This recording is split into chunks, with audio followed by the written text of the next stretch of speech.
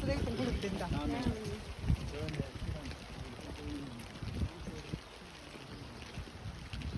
වතුර එනකොට ගඟ උතුරන ඇතිනේ. හරි. උතුරන්න උතුරන්නේ නැහැ. නැතුව කොහේ? මේ පැලට්ටෙන් ගාව කියන ගඟනේ. මේක නෙවෙයි. මේක නෙවෙයිද? නැහැ.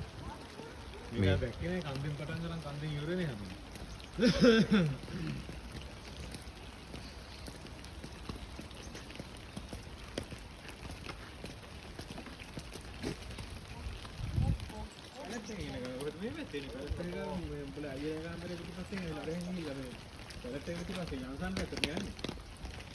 ආවුනේ.